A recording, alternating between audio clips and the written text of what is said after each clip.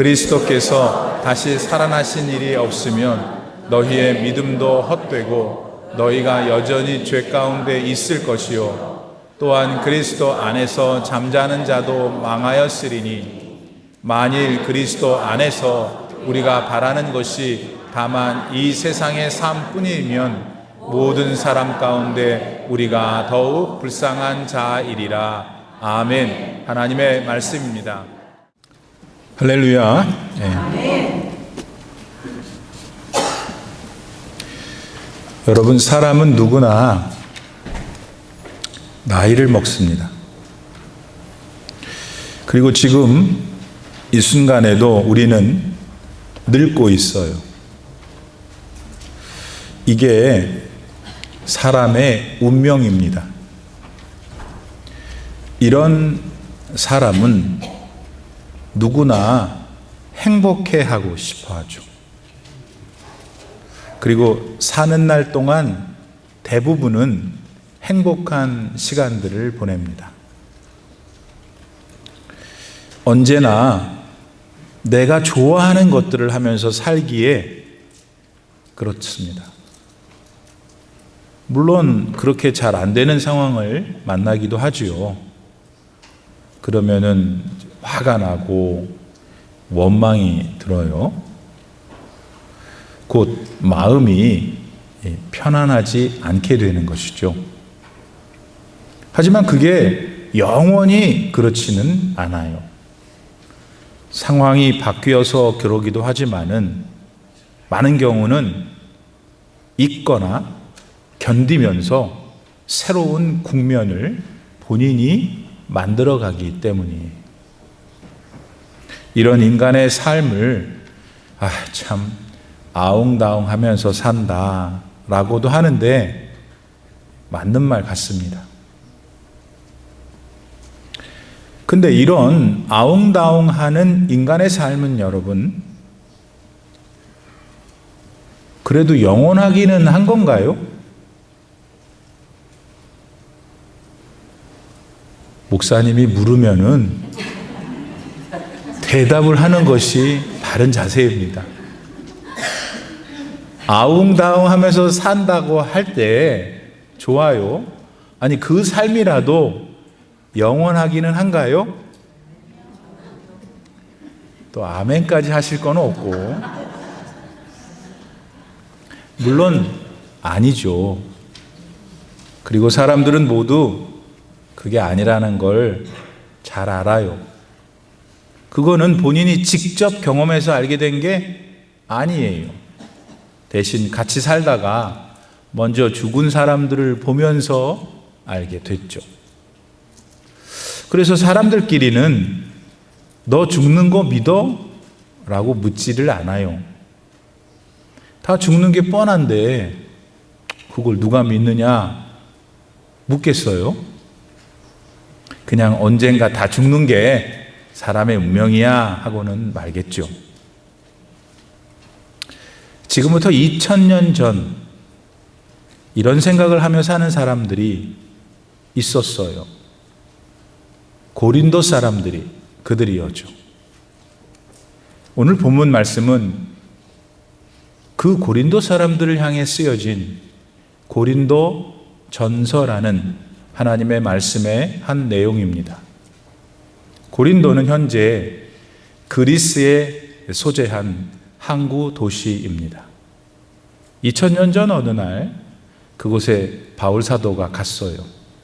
그리고 그 도시 안에서 만난 고린도인들한테 무언가를 전했죠. 그랬더니 그것을 받아들이고 믿었어요.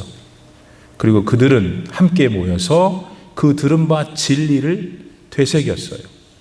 예배를 드리면서 그렇게 했죠. 찬양도 부르고 기도를 하면서 말씀 안에서 그들은 그렇게 한 것입니다. 근데 바울이 그들을 처음 만났을 때 그들 역시 아웅다웅하며 살고 있었어요. 사람은 어차피 죽는 존재이며 그걸 피할 길은 없다고 생각하며 살았던 거죠. 그러나 바울이라는 사람이 와서 그러는 거예요. 그게 다가 아니라고, 죽음을 이기고 영원히 살 수 있는 길이 있다고 말한 거예요.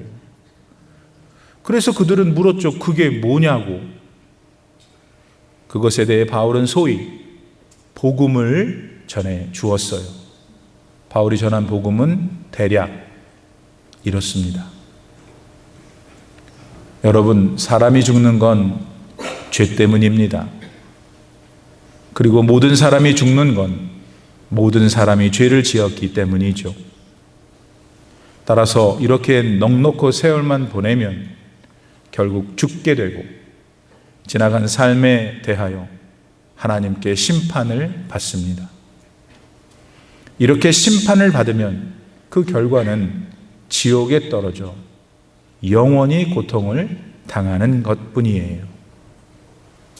사람이라면 누구나 본능적으로 가고 싶어하는 천국에 가지 못하는 건 사람은 죄가 있고 천국의 주인이신 하나님께는 죄가 없기 때문입니다. 따라서 천국에 가려면 죄인인 사람은 누구나 이 세상에 사는 동안 자기 죄의 문제를 어떻게 하든 해결해야만 해요. 하지만 그 누구도 스스로의 힘으로 자기의 죄를 해결할 수 없지요. 물론 조금은 더 착하고 조금은 더 선한 사람이 될 수는 있지만 그런 사람일지라도 하나님이 인정하실 수 있는 의로움에 이룰 수는 없기 때문입니다. 그런데 이 꽉 막힌 문제를 해결하기 위해서 하나님의 아들이신 예수께서 이 세상에 오셔서 십자가를 지셨습니다.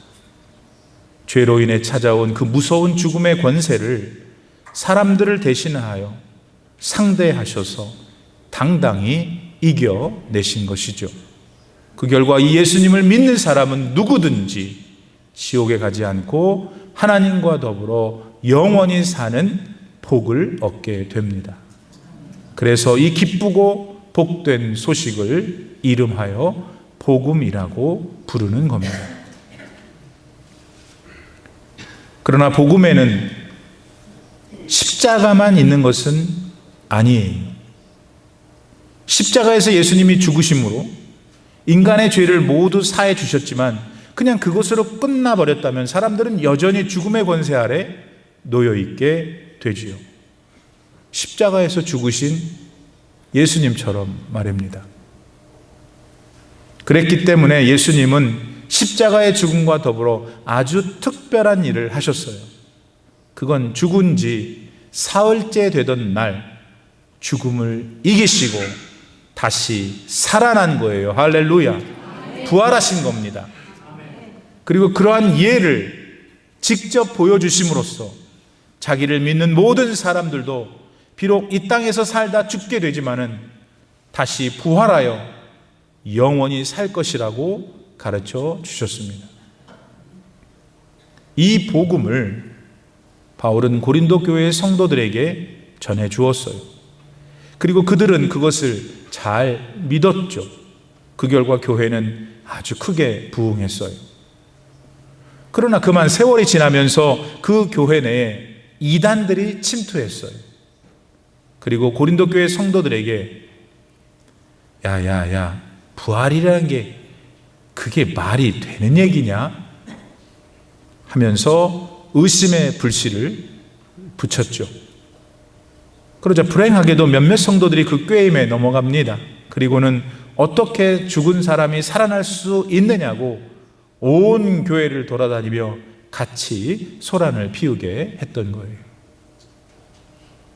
그러자 바울은 그때 자기가 머물고 있던 튀리키예의 에베소에서 오늘 본문인 고린도전서 그 중에서 15장을 쓰지요. 특별히 오늘 본문은 부활에 대해 흔들리고 있던 고린도 교인들에게 다시 한번 알아듣게 설명하고 있는 내용이에요. 사랑하는 성도 여러분, 오늘과 같은 부활절을 맞을 때 여러분들은 아마 기분이 다소 격상될 수 있어요. 그게 왜 그럴까요? 그냥 봄이고 뭔가 되살아난다고 하니까 이거 죽는 것보다 나은 것 같고, 그래서 교회에서 이런저런 맛있는 음식도 하고 다들 더 많이 웃고 즐거워하는 것 같으니까 그런 분위기가 좋아서 그럴 수 있어요. 사실 그런 인간의 마음과 감정을 누가 나쁘다고 하겠어요?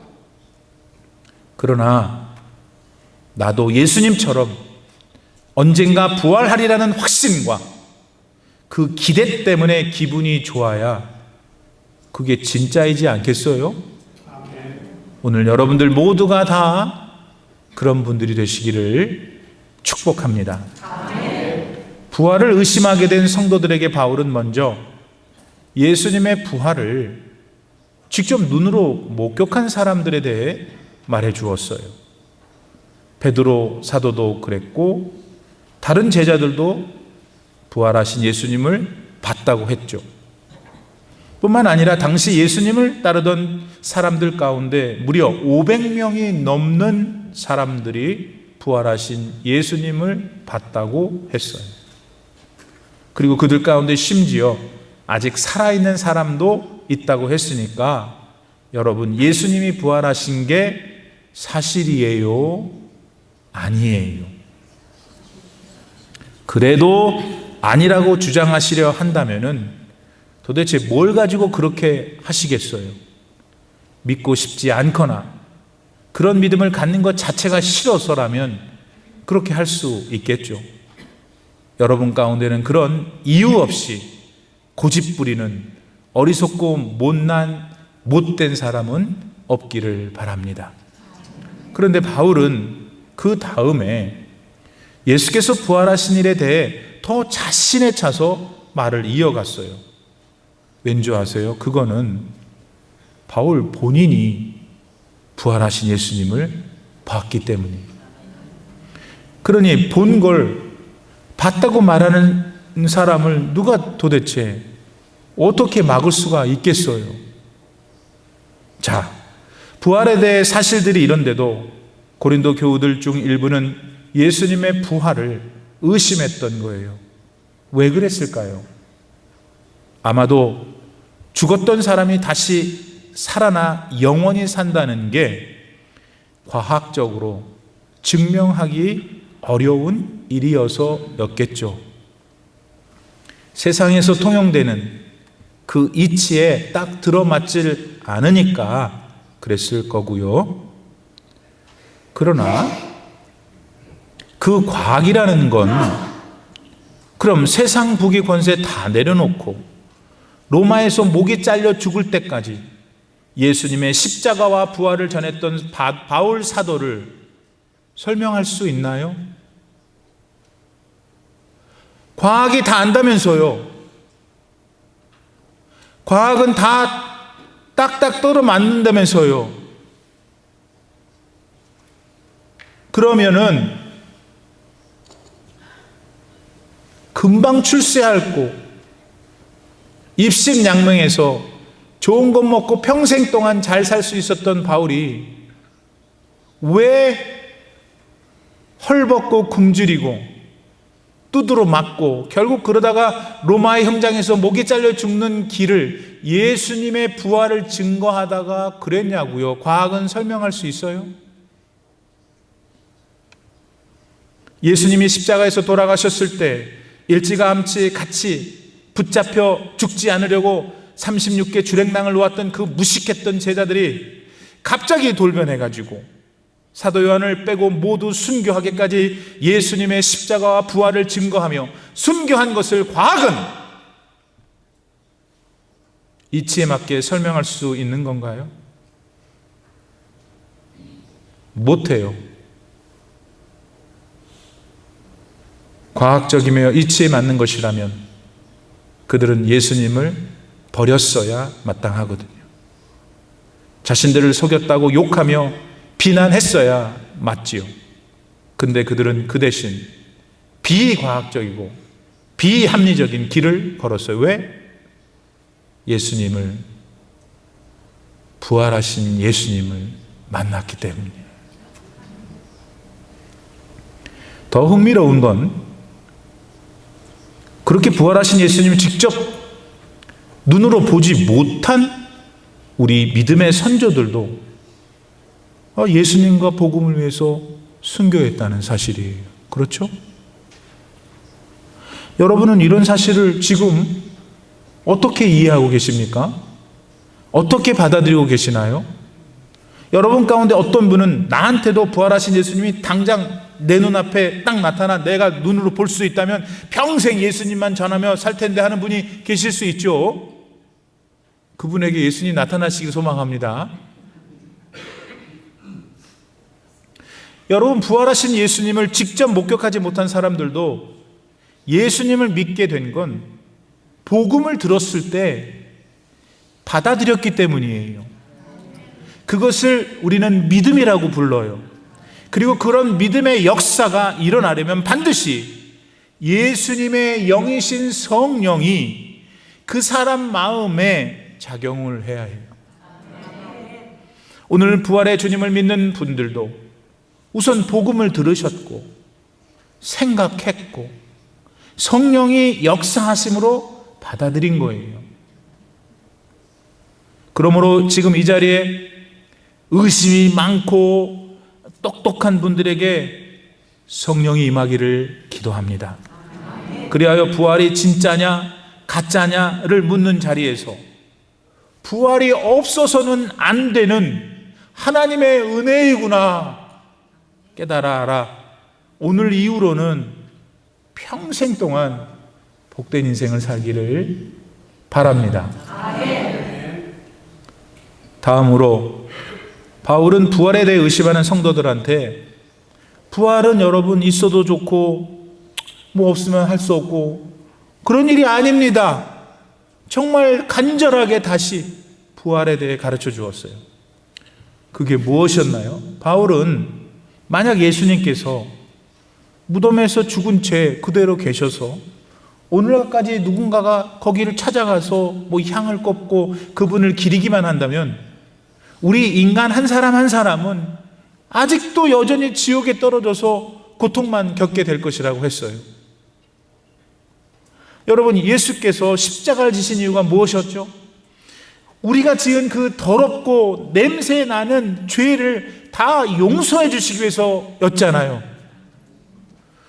그러나 예수님이 그것만 하시고는 내내 무덤에 그대로 계셨다면은, 즉 부활하지 못하셨다면은 그분 덕분에 죄 사함을 받은 우리들도 같이 내내 무덤에 있을 수밖에 없는 거네요. 아니, 우리의 죄를 다 사해 주신 분도 죽음에 대해서 어쩌지 못하고 내내 무덤에 계실 수밖에 없다면은 그 예수님 은혜로 죄 사함을 입은 우리 사람들은 두말해야 잔소리가 아니겠어요? 어떻게 우리가 그 죽음을 이기고 또 뭘 어떻게 더 할 수 있겠어요? 그리고 만일 그것이 실제로 사실이라면 죄 사함 받고 얻게 된다는 구원이라는 것은 도대체 뭐가 어떻게 되는 거예요? 아니, 죽어서 다 썩은 몸이 된 우리가 도대체 어떤 방식으로 또 어떤 형태로 하나님의 나라에 가서 영원히 살 수 있다는 거죠? 구원이라는 게 궁극적으로 천국에 가서 영원히 기쁘게 사는 거 아닙니까? 그러니까 우리는 부활을 의심하고 안 믿으려고만 하지 말고 부활이라는 게 만약 없을 때 한번 생각해 보세요. 그 부활이 얼마나 있어야 하는 진리며 그것이 주는 감격과 기대를 누리며 사는 인생이 지금 이 시대에 이 세상에서 얼마나 지혜롭고 복된 인생인지를 꼼꼼히 따져봐야 해요. 아니나 다를까 바울은 고린도전서 15장 35절 이하에서 부활에 대해 의심하고 있는 사람들, 부활에 대한 영적 지식이 부족한 고린도 교인들에게 부활이 뭔지 이런 예를 들어 설명해 주어요. 여러분도 깨닫는 은혜가 있기를 바랍니다. 우선 부활은 씨를 심고 그 열매를 보는 것과 같다고 했어요. 여러분, 씨를 심을 때 그 씨 자체에 대해서 관심을 갖거나 뭐 하는 사람 별로 없죠. 씨 있잖아요. 씨를 바라보면서 정말 예쁘게 생겼구나. 그런 사람이 어디 있어요? 그게 무슨 씨다만 알면 됐지. 맞아요? 그런데 그 씨를 심어서 얻게 될 열매에 대해서 관심이 있죠. 그처럼 현재의 사람, 우리의 몸, 그리고 후에 죽으면 흙으로 돌아갈 우리 몸을 씨라고 한번 생각을 해보라는 거예요. 그 우리 몸은 썩어져요. 아무리 잘났어도 썩어요. 그렇게 썩어질 씨인 거예요. 때문에 그렇게만 생각하고 보면 우리란 인생이 참 안 됐죠. 그 모양도 그렇고 그 씨가 겪게 될 마지막 운명도 그렇고요. 죽어 썩어질 게 뭐 그렇게 흠모할 만한 게 있겠어요? 그러나 그 썩어질 씨가 그렇게 썩지만은 그 이후에 아름답고 실한 어떤 열매를 맺는다는 걸 안다면 얘기는 180도 달라지죠.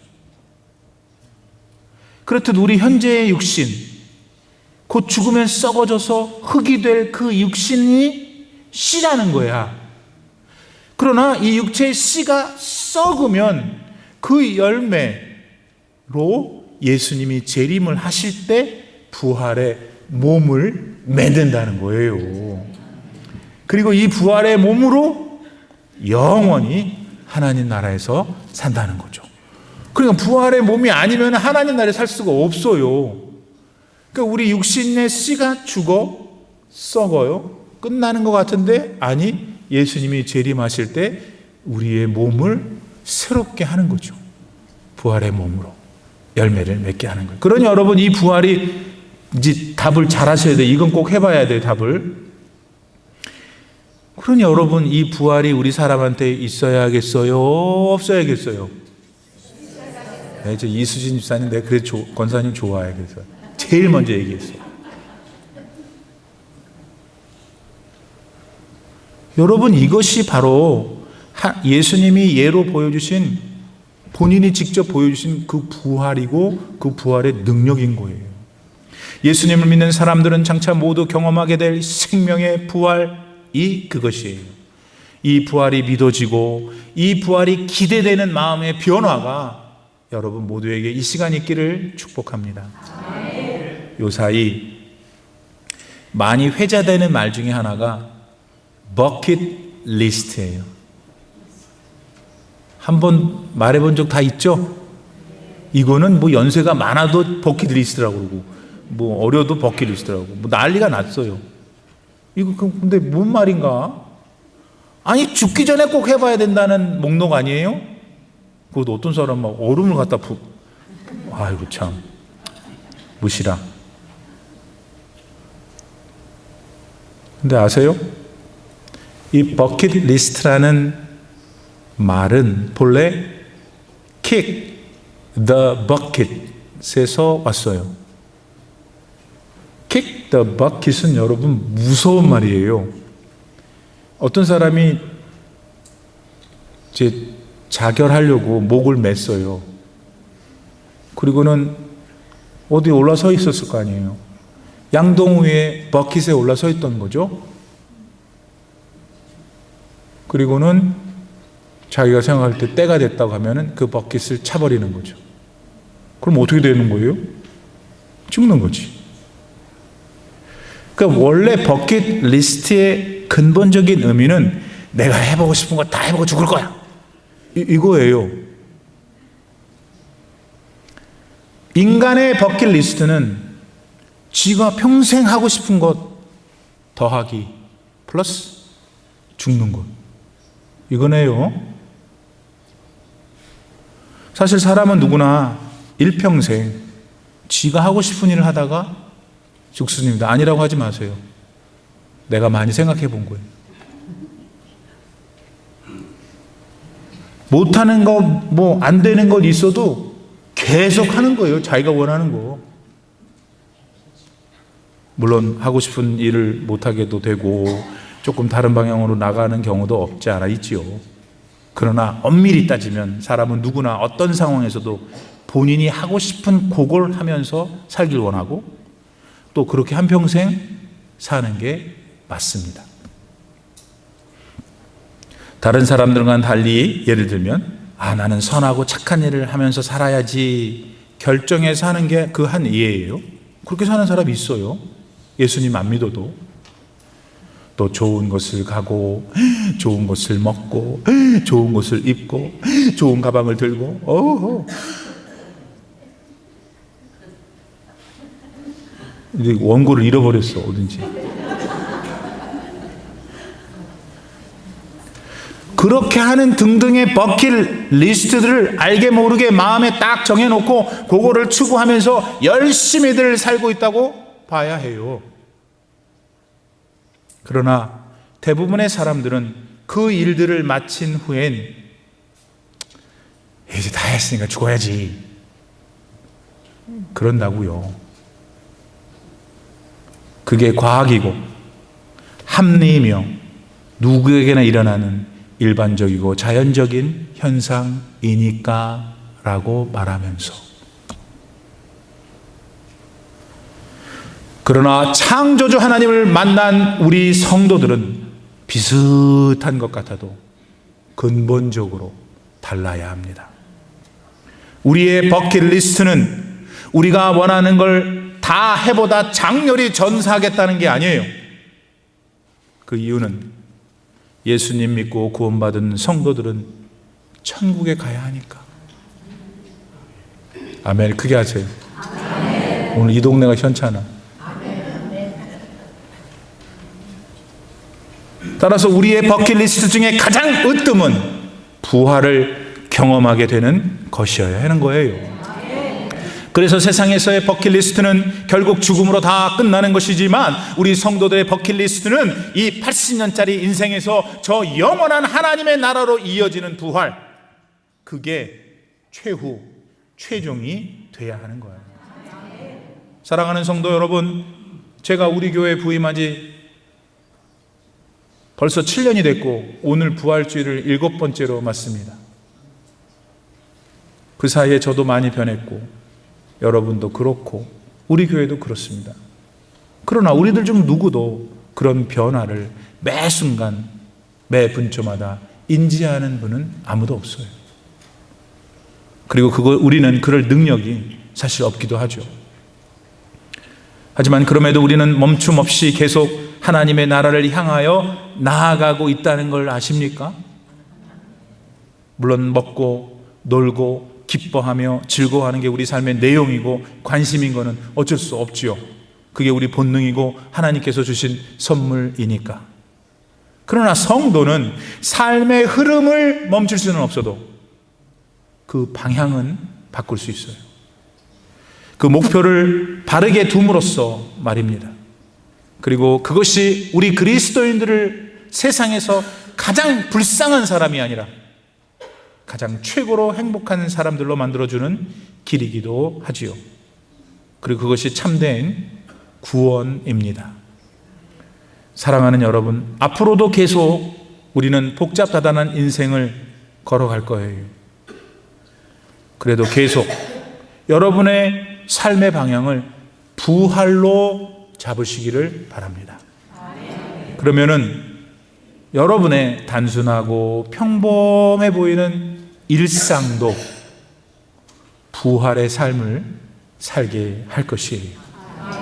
그것을 하나님은 오늘 부활절에 하나님이 너무 사랑하시는 여러분들한테 원하시는 거예요. 여러분의 부활을 기다리는 삶만이 영생을 얻는 삶이고, 그게 바로 하나님이 여러분에게 약속하신 구원이기도 합니다. 그리고 하나님은 오늘 여러분에게 이미 그걸 주셨어요. 하지만 그걸 받아서 믿고 누리는 것은 저와 여러분의 몫이에요. 여러분, 인생은 그렇게 길지가 않습니다. 짧은 우리들의 인생, 예수님이 하셨던 것처럼 언젠가 여러분도 부활할 걸 항상 기대하고 기다리는 복된 인생들이 다 되시기를 주의 이름으로 축원합니다. 아멘. 기도합시다. 부활하신 예수님, 무슨 말씀 없이 당신께서 부활하심으로 너희도 이렇게 될 것이라고 가르쳐 주시니 감사합니다. 언젠가 내 생이 끝나면 하나님의 나라에가 부활한 몸으로 영원히 살 것을 믿습니다 고백하는 모든 성도들의 고백을 기쁘게 흠양하여 주시옵고, 이제 그 부활을 받았으니 이 땅에 사는 동안에, 하나님이 주신 이 세상에서의 생애 동안에 부활을 누리며 전하며 살게 하여 주옵소서. 예수님의 이름으로 간절히 기도드립니다. 아멘.